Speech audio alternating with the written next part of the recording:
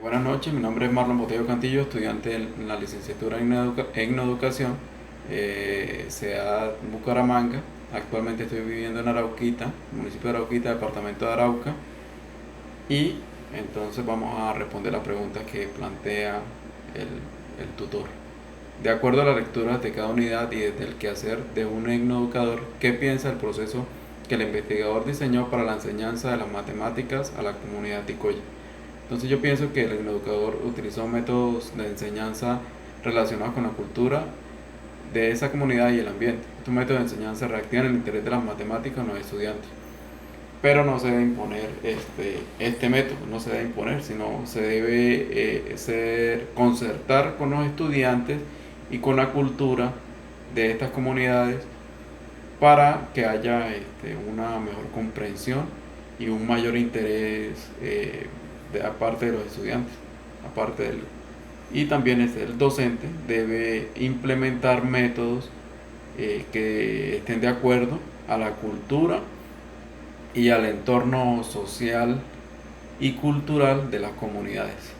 Entonces yo creo que el Ministerio de Educación debe aplicar planes de estudio y reevaluar ese pensum académico de cada región de Colombia. Yo creo que este tipo de investigación que realizó este estudiante y docente también despertó ese interés por la matemática de los estudiantes, ya que había un bajo rendimiento cuando realizaban las pruebas. Entonces se notaba que había un interés muy mínimo. Entonces yo creo que estas metodologías hacen que el estudiante tome conciencia de su entorno y aplique nuevas formas de estudio. La siguiente pregunta: opine sobre el hecho de que se estén desplazando los mitos, leyendas y demás saberes de la comunidad tecoya, y por qué es una pérdida cultural. Es una pérdida cultural porque ese legado de esas historias, ¿no?, de esos mitos, de esas leyendas, son historias que hacen parte de la cultura de esta comunidad. Entonces, si hay una pérdida de estos mitos, entonces hay una pérdida cultural, no solamente para la comunidad, sino para Colombia. Entonces creo que se debe evaluar y se debe replantear las formas de enseñanza de acuerdo, como lo decía anteriormente, de acuerdo a las comunidades. Entonces, ¿cuál piensa que es realmente el papel de un docente dentro de la comunidad? El papel del docente es enseñar, orientar y aplicar métodos de estudio que realmente rescaten esa cultura, ¿no? Rescaten esas tradiciones orales, rescaten la cocina, rescaten la casa, rescaten la vestimenta, pero sin olvidar que las culturas son dinámicas. Si no podemos desconocer que las culturas son dinámicas, y ahorita con las nuevas tecnologías pues vemos que se puede, si no se manejan bien las nuevas tecnologías, hay una pérdida de identidad grande. Es más, la pérdida de identidad la tienen en las comunidades como tal, porque el docente él orienta y él pues se rige a los parámetros del Ministerio de Educación Nacional. Entonces, digamos, aquí en el caso de Arauquita, donde estamos viendo actualmente, hemos tenido la posibilidad de ir al resguardo indígena El Macaguán. Entonces, un resguardo indígena donde ellos mantienen su cocina tradicional, pero por falta de recursos, ¿sí?, los recursos, digamos, naturales que están agotando, lo que es, digamos, la iguana, que ellos comen iguana, la babilla que está protegida. Entonces ha habido como no cierta pérdida del conocimiento de cómo se hacen las recetas, pero sí ya están comiendo otros alimentos, ya están consumiendo otros alimentos. La lengua sí la perdieron ellos. Entonces he tenido la posibilidad de estar por allá y no hablan la lengua macahuana.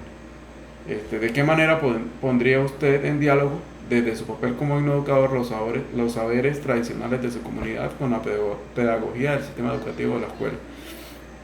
Yo creo que se deben realizar planteamientos concertados con la comunidad para que el docente que se rige por esos parámetros establecidos por el Ministerio de Educación Nacional, debe establecer directrices encaminadas al rescate cultural de su comunidad.